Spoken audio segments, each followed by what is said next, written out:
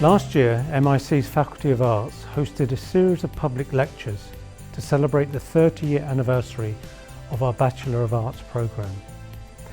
These lectures were so popular that we've decided to run another series this February as part of the events marking 125 years since the foundation of Mary Immaculate College.